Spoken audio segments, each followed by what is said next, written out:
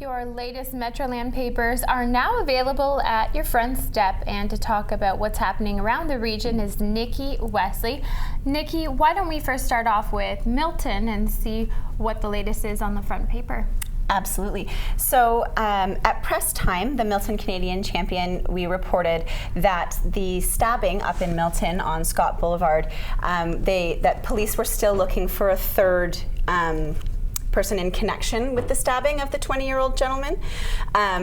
Since then, since our deadline on Tuesday, we actually did discover that they have found the third 18-year-old from Mississauga. So that's an update to what you would actually see on your Milton Canadian Champion today, and there is more information on InsideHalton.com. Great.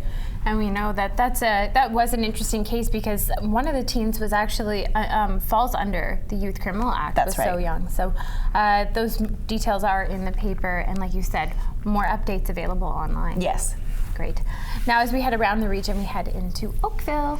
Yes, and Oakville, at the State of the Town speech, Mayor Burton was discussing amalgamation and discussing how it would negatively affect Oakville, and actually was mentioning that to date, because of the Stop Oakville Amalgamation Group, there have been 3,400 emails, an unprecedented number of emails sent to the provincial government stating that they're not game for this amalgamation.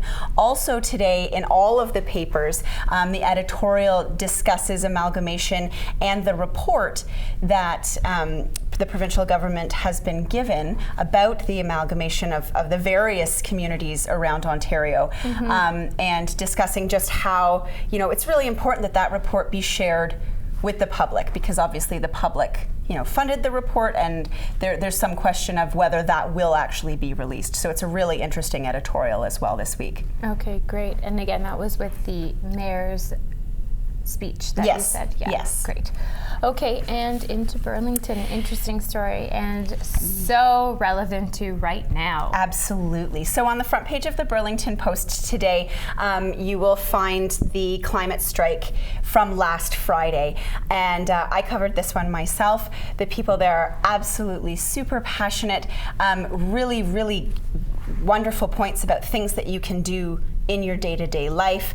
But also, they were also promoting, as we know, tomorrow there is an additional climate strike. That will be the student strike worldwide as well.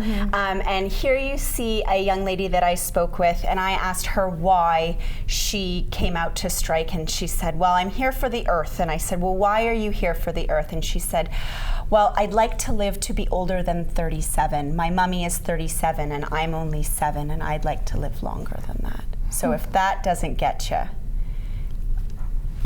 And the amazing thing is we're seeing the youth coming forward. Absolutely. And making this incredible movement and recognizing the significance of what's needed in our communities. I mean, we've been looking at what's been happening in the UN with Greta, and of course some of the amazing women who are actively moving up north. So to see these young children in our own backyards is an amazing read. Absolutely. Yeah, wonderful. And you said, so there is another one coming up. That's right. There's another one tomorrow at Burlington City Hall. Fantastic. Thanks again. And again, those papers are available as of now. That's your Metroland Media. More information is available on their website, InsideHalton.com. You can also check them out on Facebook and on Instagram. And make sure you send them your story ideas.